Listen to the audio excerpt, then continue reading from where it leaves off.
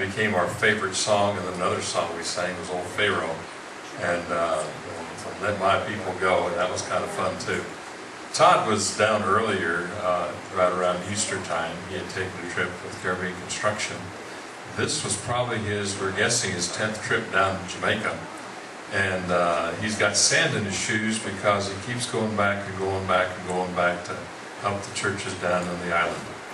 And we asked Todd to do a presentation, first of all, on Moko, which was one of the earliest Christian churches, Church of Christ in Jamaica. It was started by Lieutenant C. Vincent Hall, who happened to be the dig cook on the archaeological discovery that found King Tut's tomb. He became a revival preacher from the Baptist church and preached as the island evangelist, almost like a Billy Graham. He left the Baptist, went into the Congregational, and the Church of England didn't get along with them too well. And he became an old independent Bible thumper. But this was one of the congregations, and was one of the oldest, 1937, one of the older congregations in the fellowship of the churches in that area. So we're going to have Todd, first of all, do his presentation on Moko. Then Cassandra is going to do an update on Vacation Bible Schools and medical teams that were conducted among 5 churches there in the island. And then I'm going to conclude with what's happening with Bible College and training leadership on the island. So first of all, let's give it up Northside for Todd Ellis. I've been going to Jamaica now for, like Richard said, I think 10 years, and I brought you a few slides to show you.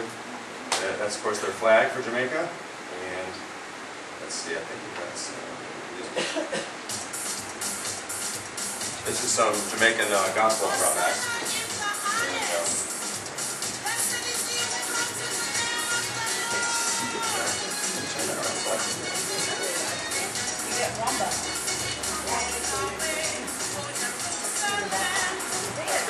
Good. Alright. That's good. Alright, a few of the notes I put up here. This is Moko is where we are now. We started out in Waynesville where we built the church out to store tools. Let's store some tools where we can store tools there, like electronics. And we meet there and generally pick up our tools now and head out to the various other areas of the country. And we're at Moko. This year it was the 17th to the 26th. Thank you, dear. Each of the trips each year are 10-day work trips. They go down in April, October I think it is. And the church we're working at now is a very small church. It started, they said, when they found it was 6 people attending church here. Within months of building up, and they hear that Americans were coming to work on it, by Easter they had 54, almost filling all their pews. When we were down there this last time, on Sunday that we attended, they had something like 52, I think they had 52 that day, and that wasn't even Easter. We brought in 52 people. During the evenings, after we were having devotionals, and some of the men and women were coming to join us for those while we were there, which is a really good thing. Our team that went down this year was me, Diane, Derek. Derek in the middle there, wearing the orange shirt, is the pastor of Waynesville, and he has become a missionary with a number of other men in Jamaica that attend with us. He now comes over and helps us. He helps drive us. This year we actually managed to save up enough money to buy a van. We had a van over there that belonged to Derek, and he had it's very rough roads, they tear up. So we've got a van that is being stored at the plumber's house, and we go there now and have our own transportation, and then either the plumber or Derek will pick us up in our own van now and store it in a garage we built. Ken Meach and Alan on the end there, the white shirt and red shirt, are both contractors basically. And the one in the center is Nevo, who is a roofer from Tampa, who owns his own roofing company now. And he is coming and helping out with a number of projects there. But I think it's his 2nd trip. Our trip there, that is, I think, that's Derek's van. I don't think that's the one we got yet. Yeah, and that's Diane from Jamaica, who does from Jamaica, I should say. She goes down 2 or 3 times a year. Yeah, she's from Virginia, and she's basically our secretary. Chuck Daddy's church. Yeah. This is Moko downstairs. We've actually moved some bunks in there now, and we built those bunks ourselves. They keep everything secure down there with the steel gates and all, as you can see in the picture. But that's also their kitchen area. It's in the end. let's see, in the end down there is where it goes into the bathrooms, and Alan installed solar panels with batteries in that area. And it really worked out kind of neat because while we were there, we didn't have much power loss, but the one day it did, we had a big devotional kind of scheduled holding church, and all the power went out, and the whole town was black, and there was lights on at one place.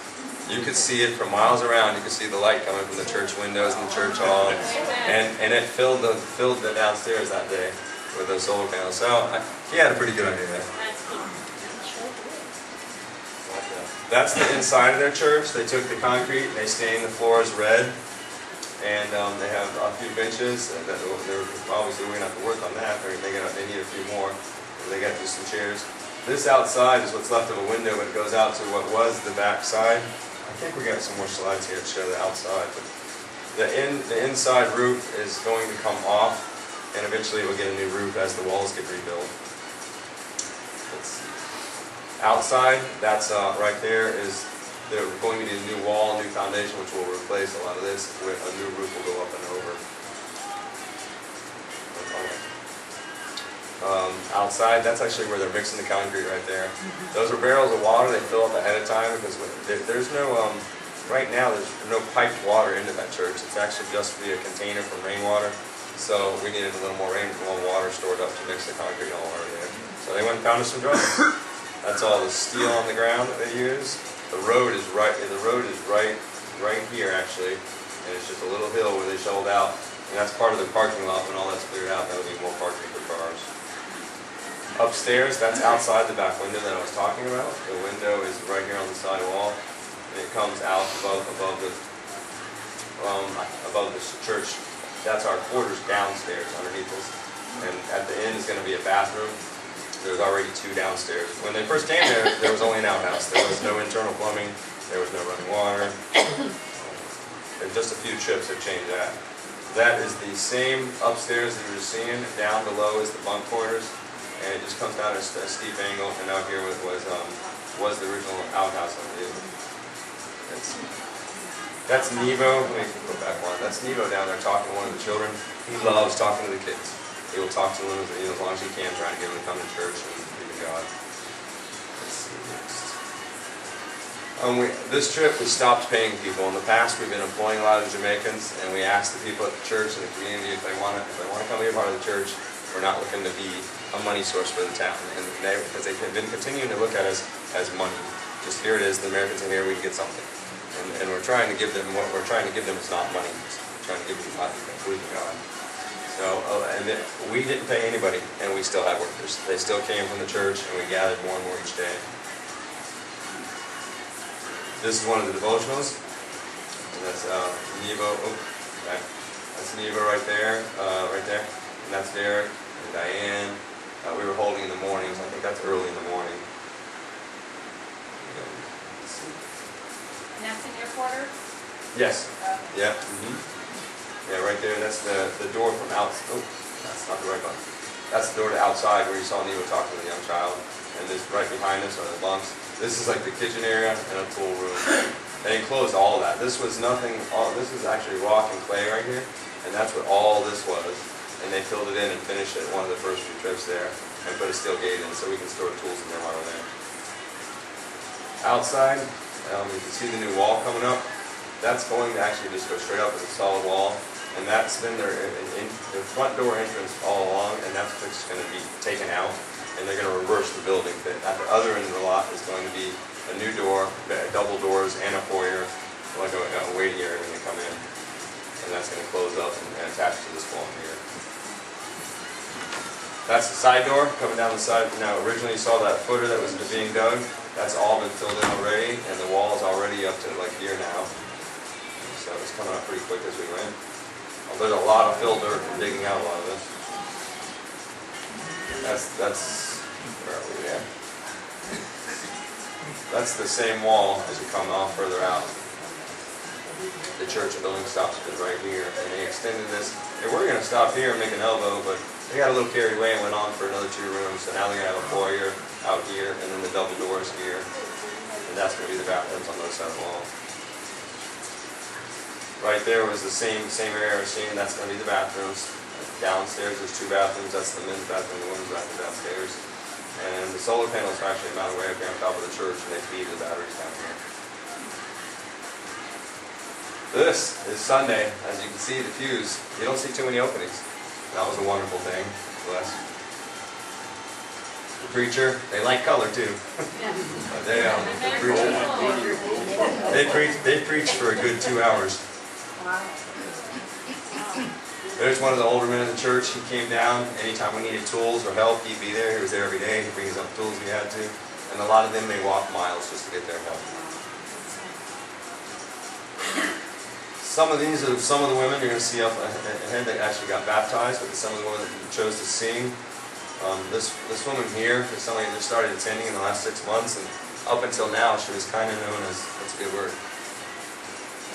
A wild child. She got around town having a good time. She liked to go out and drink, and she's chosen to come to church. And it didn't take long before, let's see if I get one of the next few slides. She was in this group that attended. We brought in 4 people that went on this. And they make, it's not just like you run out and find a baptism. They don't have them in the church yet. So they took us down to a river, and I might say near one of these next few slides. I'll show you. Let me see if I can get back to it. That one. That's where they took us to a river, and almost the whole church came. It wasn't 1 or 2 people. They all came out for that day. Now we back up.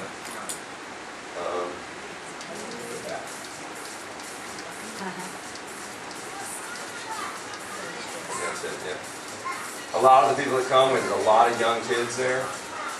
This is Gita, who is quite influential in that town. She's connected with some political sources and businesses. And she lives, most people there don't have money or don't have jobs. And she lives below her means. She has money coming in, her husband works. So she's able to be there at the church, she was able to help us. She provided us transportation to that river without charging us. I mean, she got us down there and back. Which one is it? Gita, right here in the back, the mother. And this is her daughter, Chupsi. And this is her friend, Kim. And these are some of the young ladies that came. Anytime there were 1 or 2 young ladies, they congregate. They would come in groups to talk and be at the church, which is great because a lot of these girls really didn't attend church, but they would. If one of them came, they didn't know what to do together. Can't see who that is. Yeah, that was the older gentleman that was in the seat inside, and that's another one. It's one of the few churches there's a number of men coming in Jamaica. It's hard to get them to come.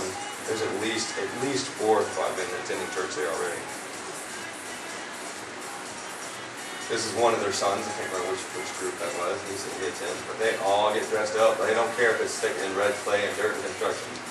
They come in dressed up in white clothes. One of the boys that came, he was quite happy to be there. This was a saved story. I hope we keep him coming, but he's a local drunk. He's a little crazy. He's a little crazy. He's a loose cannon. He got in a few arguments with people, but I kept talking to him every day, and so did every member of our team. And he would take us to some of the local hardware stores to show us where to go to get stuff. And I asked him, finally one day, why are you here? Why are you? And he said, what do you mean? I said, why are you at this point in your life? Why every day are you drunk off your butt? Why every day do you do nothing? Why do you fight with people? Why do you go to take things that aren't yours? And I said, I got to ask you, what brought you to this point in your life? And I learned his story was, he lost his fiancée right out of high school, and she died. And I said, is this where she put you? And that Sunday he came. And he actually answered me, though, even being half drunk. He said, no, she wouldn't want me here. He said to me. And he came to church, and he wore, you see those clothes? Yeah, you see those clothes because all he wore were jeans with holes in them and covered in dirt, didn't bathe. And he took a shower and put on clean clothes to come to church. Wow. That's one way. That one we're going to see. Alright, and that's Gita, who was driving us around. She took us to her house, and she also drove us to a wake. But Gita was a very nice woman in the church.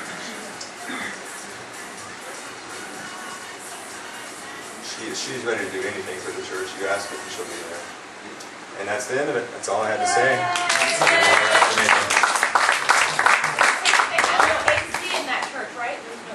Right, morning. How large is the building going to be? Do you have a place inside? because it's Probably, a small building. probably close to twice the size. Yeah, because you saw the original church is probably about 40 by 50 maybe, and it's probably going to be extended at a minimum of another 40 feet and probably 30 feet outward. Yeah, you can see about 40 people in there, 50 spouting it. Yeah, and by the time they're done, I'm sure they'll see 100 to 120. And then that's going to be in addition to just the sanctuary. It's also going to have 4 bathrooms, the classrooms on the upstairs, and a kitchen downstairs. So that's all going to be added on there. George? Did I understand you correctly? Somebody drove somebody to a wake? Yeah, we went to a wake. There was an unusual circumstance. They had a family that had two family members die within 2 weeks of each other, and they were both like in their 40s, I mean 50s. And so they held, when they have a wake, there is no sad funerals and long lines. They have a party, and they celebrate that people live to be 40, 50 years old. And that party started probably 8 o'clock that night, and we left at midnight. And it went on until 8 a.m. probably, and it's really nice. We went out there as Americans, and and 500 people attended. It was covering the hillside. There were tarps, tents, music. There were vendors selling drinks and things at it. And we went out there, and we were easy to pick out. You had five white people and 5 other black people. And I told them, unusually, here I'd probably feel intimidated in the United States. There, not at all. Not at all. You feel very welcomed. If you need something, they tell you where to find it, or they take you there. And I felt very welcome there. Yeah. Todd, the derrick that you kept mentioning, I'm just wondering, is that the derrick? Derrick Williams. The apartment. Yeah. Come here. Derrick Williams. Yes, that's him. Is he the preacher? He's the preacher of Louisville. Oh, okay. And when we go to Louisville, he's the one helping us out there. But he came and helped a little at this church. Now, He the was helping preacher us there. at Moco, is that still Mervyn? That's Mervyn. We got the Mervyn name. Yeah. Yes. He's still there. Yeah. Any other questions? Where can we buy these outfits that these? You just There's gotta a ask. place downtown called Looking Good. Yes. Did you make them? No, we bought them in Jamaica. Oh, did you really? Yes. Oh. I got a few. Most of my girls, I love them for sleepwear. If they at home, that's what they every time I bring them a new dress. So they're not hard to find in Jamaica. What's that? Wear it as a white shirt. Yeah. I don't think I bought one yet. Yeah, well, down there, I Yes, wouldn't you have one. this shirt on because it'd be too hot. You wore it on the trip. That's so colorful. No, I didn't buy that. That's from Bill. Sandy, you know how to Yes. use All right. this button. I turned the mic off. That's part 1, now part 2. Okay. I want to first express a great thank you for all of you this past year. You worked with me, helped with all the garage sales, and it was a lot of hard work. And the things that we did, but I want to show you the results of that. This is what we spent the money for, and I appreciate you helping me to go. And without you helping and sending me, we would not have been able to accomplish the things we did. So this is part of your work too, as well as even though I was the one there. Okay, my granddaughter put this together, and then we added some. This is Sarah's 3rd year that she's gone with us, and she says she's going to be a missionary, so we're very proud of her of that. First, our flight. We usually use JetBlue because from Orlando, it's 1.5 hours in the air and you're there. So we like that. For $100, $1,100 for 2 weeks, $950 for one. That's their airfare, that's their food, their transportation, project money, everything. So every person that goes, and those that came from the West Coast, their tickets were $1,100 and $1,400 because their airfare was a lot more. The one trip in July 21st through August 4th, that was the second trip, and I've got some other pictures. The June was June 15 through 20 something. We were there for a week, normally going out of Orlando. The Mineral Heights was the first week we were there. We had Vacation Bible School, and while we were a small team this time for this group, but while we had a team of us working with Vacation Bible School, the medical team, which was a doctor from the Seattle area, and 2 nurses, and the young man who is wanting to go into medicine. He wants to go into EMT, and he's 17. So Brian went with him, so they were only 4 people. So we didn't get a whole lot of pictures of their trip this year. We did have some, but they were very, very busy.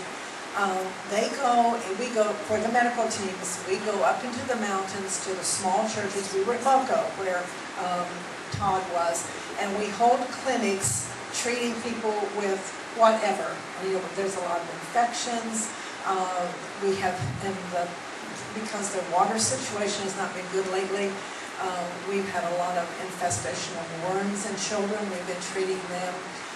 We've even had young people, teenagers coming that have very severe distended livers because they have cirrhosis of the liver already, because the only thing that they can find to drink is beer because there's no water.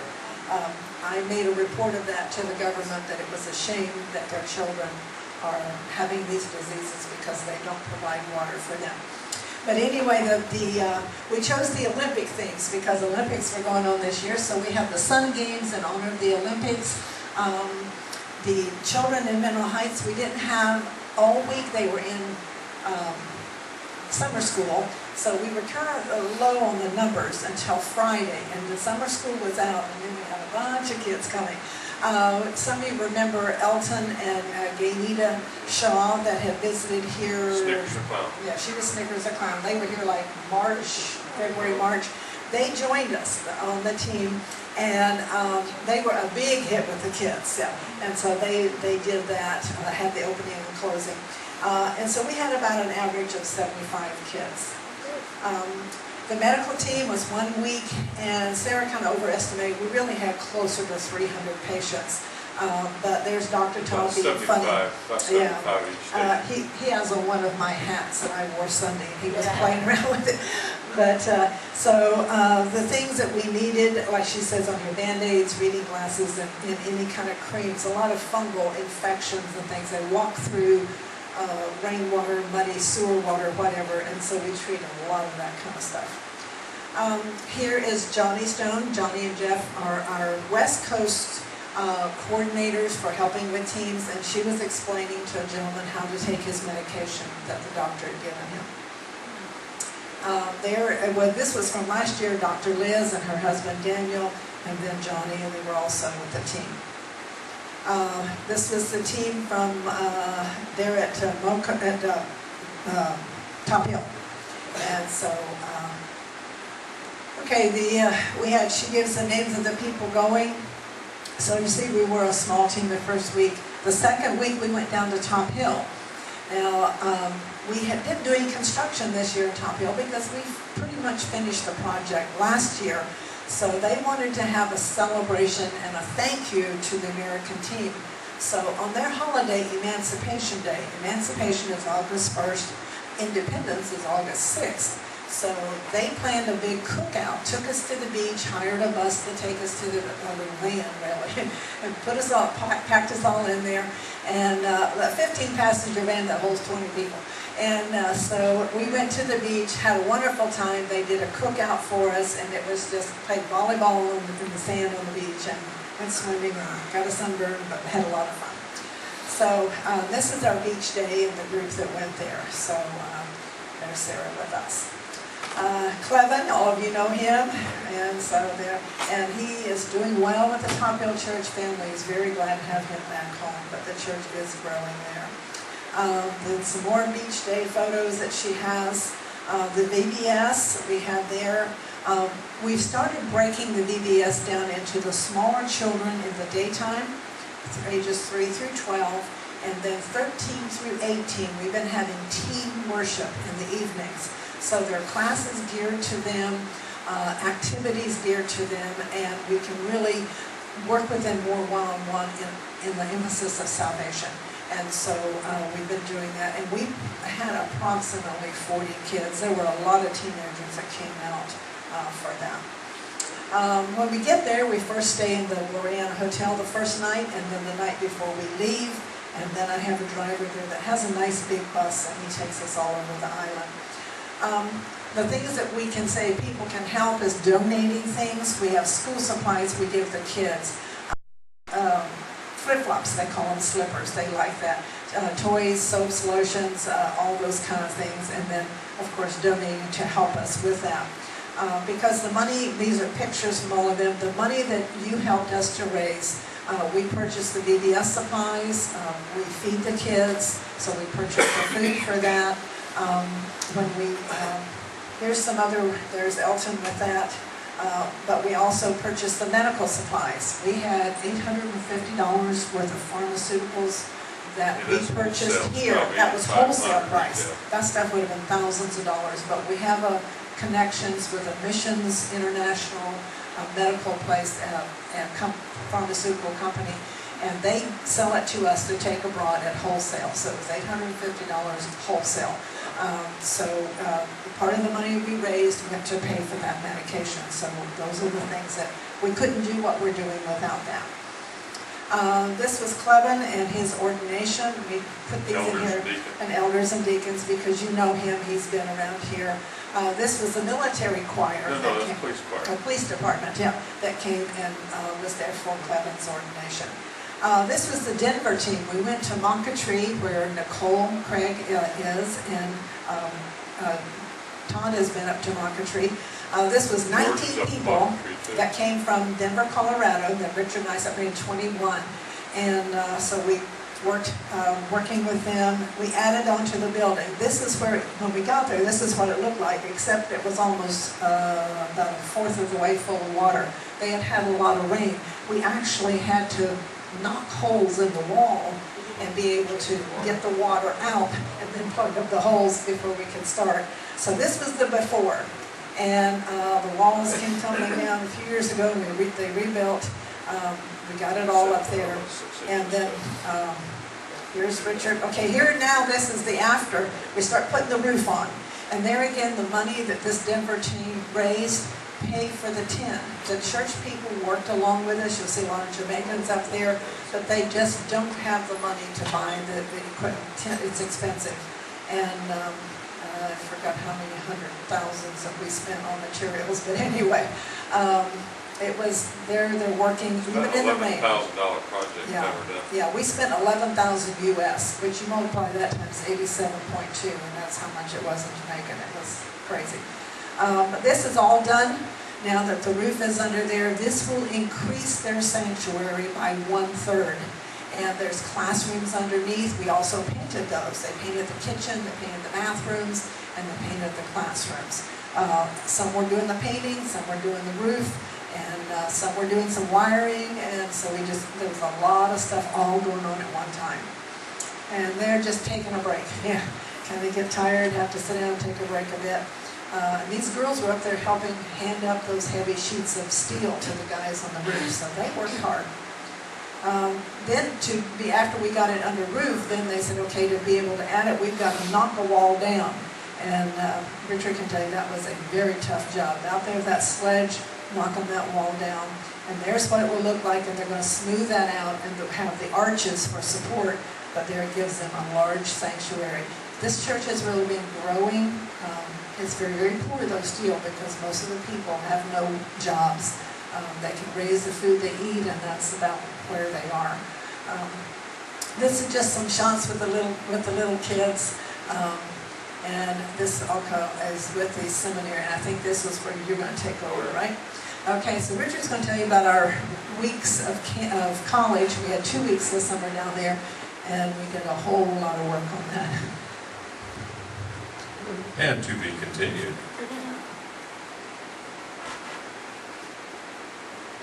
This was over at the Mandeville campus. Sandy usually teaches the English. We have American teachers come in and do a one-week seminar. Dan has been one of our professors. He's got his master's degree with David Lipscomb College. And he's been down 3 times, and his 4th time is coming up this next year. He'll be teaching the book of Daniel. And he'll prepare 1 year for a 1-week class. Very thorough, and I was beating up on him on our flight back home. He said, Dan, you spent 1 year for 1 week. Well, yeah, you betcha. I love it. I said, you're coming to Northside, you're going to share the book of Jeremiah for 3 months. Now, I didn't ask him for any more than 3 months, right, Dan? 3 months is all I asked. So anything above that is just frosting on the cake. This is one of the guys. This guy's name was Kevin, guess what? Last name was Short, Kevin Short. And Kevin preaches at two different churches. One's called the Salvage Yard, the Junkyard Christian Church. And it's not a junkyard next to a junkyard. It's the people that need salvaged. So it's almost like Salvage Yard Christian Church. The people need their junk, but God don't make junk. And so they've been salvaged by the blood of Christ. And we're going to do a mission presentation in November when we're over in Indianapolis for the missionary convention. Winston Scott's going to ride up with us. We've got a mission presentation to over Poinciana Christian Church coming up. And Winston's going to be the featured speaker. We'll be setting up a display. But Kevin's invited us to join in. These are some. The littlest guy is Nathan Stewart in Top Hill. Then some of the taller guys is Oliver. And the guy at the far end with a Jamaica green t-shirt is, he's going to study to go become a medical doctor. That is Ronnie Craig's boy. And that's Nicholas. And you all met Nicole. This is Cassandra with her team. She's got her arm wrapped around Primrose. She's one of our first lady graduates from the college. But she's cut the example that, ladies, you don't have to just sit back and remain ignorant of Scripture. And so she got her diploma in Bible and teaching. Garth Powell, he's on the other end over here, one of the deacons of the congregation. This is Lidge. Sandy says, oh, we don't want that picture, we don't want a cop in there. I says, no, this is our students. Some of our students have gone to police academy to support themselves so they can do preaching. They're kind of like a dual. They've got to do something in order to be able to afford to preach, because the churches sometimes give them one offering a month. 1 week's offering is a month, and that's it. Which might give them $20 or $30, and that's all she wrote. Gives them a little gas money. But Lid's just graduated from Police Academy. We're right proud of him. Doesn't hurt to have a few policemen. Even Clevin Dixon is now responsible for over 1,000 police officers out of Kingston as chaplain. This was the day at Mandeville. Mandeville were using a parsonage and it was an empty parsonage. We put several thousands of dollars into it. And then the preacher's wife died. He remarried. She had 2 kids. He had 4 boys and his sister.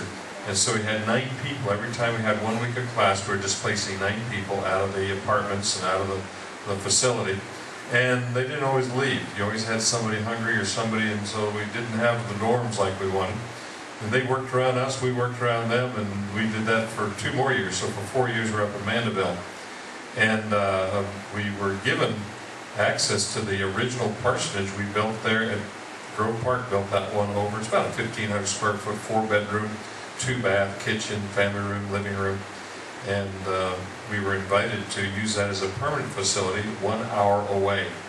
And so we left Mandeville, and Dan, I think, was the first one to teach at the Mandeville campus. And Kennedy was the first one to teach at the new campus over in Mandeville, or Mineral Heights, Main Pen area. But we had to pack up to teach a class. I packed and Sandy taught, and when I taught, she packed. We had 75 boxes of books, and we had to bring the boxes with us. Trying to find empty boxes around Jamaica was like, they'll give you 2, and that's all she wrote, and I need 73 more. These were some of the desks and some of the bunk beds. And these were some familiar faces. This is Dorothy Yunson. She was the librarian for Ghana Christian University, Ghana, Africa, retired, living in Orlando. And she's cardifying and sorting through all the books. The lady right beside her in blue is none other than, you recognize her, Todd? That's Ray Perry's wife, Nancy Perry, the nurse. Yes. Yeah, that's Nancy, and she's part of Caribbean Construction. And she was Caribbean Construction builds the churches. Sandy trains the teachers to teach and use those Sunday school classrooms for day school and Sunday school. And I get the privilege of working with the preachers and the elders and the deacons and training the leadership. So it's kind of 3 missions working together for getting the leadership in the churches on their feet. This other lady in the other corner, I didn't get her name, but she used to be one of the kids in Dorothy Yunson's Sunday school class back when Dorothy was a Sunday school teacher. This was some of her work, and these bookshelves at the bottom are now over at this was in Kingston, and the Incorporated group took over by court law. There's a church decided to come in and take up and gobble up properties, And we left this area 4 years ago. We had put 15,000 into this facility. There was a court battle, and we weren't in the middle of it. We're flying under the radar, over the radar. But they insisted that this property belonged to them. Now, the college owned the property. In 1960, we gave the property to the Hills to run a school. The school closed down. We put 15,000 into fixing the facility up so we could use it for computer room and classroom and all the other. Now, we left this area 4 years ago just to get away from all this big city and dogs barking and gunshots in the night and the church trying to come in and steal properties.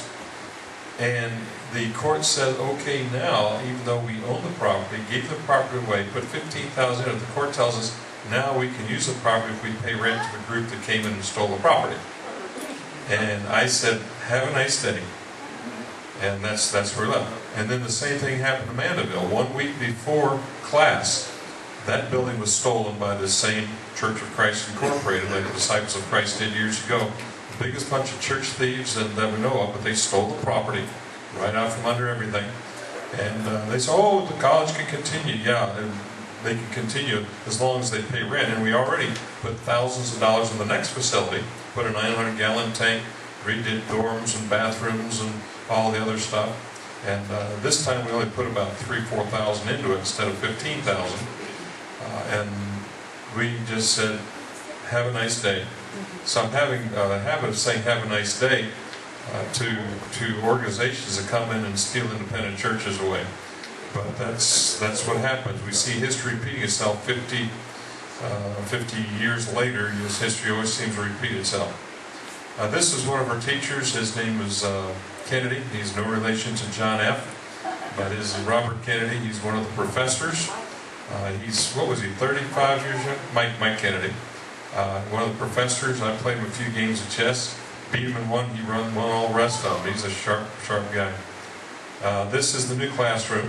It's a little tighter than the other classroom. We can seat probably 12 to 15, and then we've got to put chairs in the aisles whenever one more. But we can always move out of this classroom into the computer room, which is 4 times bigger. And then if we overgrow the computer room, we always go down to the church auditorium, which can seat 300 people, so that's even a little bit bigger. So we have those options. Where is this at? This is in Mineral Heights now. This is our permanent facility, and we'll either stay here forever, or we may, as we build our Bog Walk property over in Spanish Town, which is an hour away, we're going to build a church and a basic school, and if we build that into a future college and decide to go way out in the country, that may be happening next 4 or 5 years, we don't know. But right now, we've got an agreement with the leadership here that we'll be using this for at least the next 5 years. We got a written agreement of our responsibilities. No rent, of course, just pay utilities. Yes, George? Is that the property that the lady that would buy her garage sale here gave you? Not this one. No, the other is Bog Walk. The lady that came to our garage sale gave us a property in Bog Walk, close Spanish Town, a half hour. This is an hour west of. And these are some of the students. I had one student, he's not in this particular picture. He came with his mama cook to come and put him in class, and says, well, I can't entertain you, entertain yourself. The 12-year-old kid that came to college, 98% of the church history examination, Trudy. Wow. And he outshined the preachers, and I told him, I said, you are on scholarship. Anytime you're not in school and you're in college in the summer, I said, you've got full scholarship. Anytime, he's a child genius. He's like a smarty, plays chess like this little gal. Mike was playing him chess, and he played a pretty strong game. Mike still beat him because he beat me, but I didn't play him any, but he probably beat me and have to show me up too. I'm getting tired of getting beaten by 12-year-olds in chess. I am. I'm just getting tired. This gal, that's another story, isn't it, Laura? This is the night class, and I was wondering every time you change venues what's going to happen, whether you lose a lot of students or gain some students. And we had about 4 to 7 students daytime. In the night sessions we had 12 to 15. And to make a transition, sometimes you start all over with 1 student. And then the other surprise is one of my faculty members says, I've got a student 2 hours away that I want to start training in St. Anne in Claremont. And when I got home, I had an email from a church in Tennessee, Kentucky somewhere. And he said, I got 2 students that are 15 miles away, but they're too far away from. is there any way to get them trained? And so I've got those 2 students plugged in with Theophilus at the new extension. So this is going to become the main campus. We'll maintain a Kingston office for government purposes. This will be Mineral Heights will be our main headquarters for our mission work. And then we'll be moving, we'll also have 2-3 students on a small extension school over in Claremont, St. Anne's, 2 hours away. So right now we've got 2 extensions, which is neat. This is the Mineral Heights building, main auditorium at one of the big convention doings. And this, of course, is Clevon Dixon and Nicole. And Clevon, his roommate, the white dude, didn't even know he was a cop after about a year. His roommate's going to be with us next Sunday doing the Lord's Supper devotional. He's 62 years young, but Clevin's roommate, so you'll have to pick his brain when he's with us next Lord's Day. And this is another story of Winston. And so this is Nicole has the idea she wants to become a baby doctor. That's her goal. Clevin is a pastor, preacher, and chaplain for he served 3 weeks with Grady Judd over there as chaplain with our Polk County Sheriff's Department. That's how he did his internship before he even enrolled in Florida Christian College. And we're going to turn it now over to Brother Glenn. And Glenn, why don't you take it from here? You have time for a question? We have time for a question. Where are they gonna get jobs from when they graduate? Well, some have gotten into concrete production in land blocks, some were welders, some were pest control, some became police officers, go to police school. And Clevin, his sole supports chapel at Kingston Police Department. That's how he supports himself. His church does give him a little bit of gas money, but that's about it. And we've partnered with Jamaica Evangelism. We do support 4 preachers full-time on the island. And we're subsidizing a couple other preachers for their travels for the revival meetings. They work with about 50 churches, and they usually have about 80 baptisms a year from their outreach. What is their government? The government is Prime Minister. So he doesn't interfere. He doesn't do much of anything, it sounds like. The government? Big money. So they do that. Yes, $6 a gallon for gas in potholes like West Virginia, and that's about all we get out of it, Trudy. We're going to turn over to Glenn and wind things down here this morning, and we just thought this would be a mission emphasis Sunday, and at least catch up on your mission dollars at work, and that's just part. Yes, George. What's with the volleyball? What's with the volleyball? Soccer ball. Okay, so I'm going to have to tell you the story about that next week. Yeah. In Matthew chapter 28, verses 18 through 20, Jesus says, "All authority in heaven and on earth has been given to me. Therefore go and make disciples of all nations, baptizing them in the name of the Father, and the Son, and the Holy Spirit, and teaching them to obey everything I have commanded you. And surely I am with you always, to the very end of the age." We have a church that's just getting started here, but we're reaching out around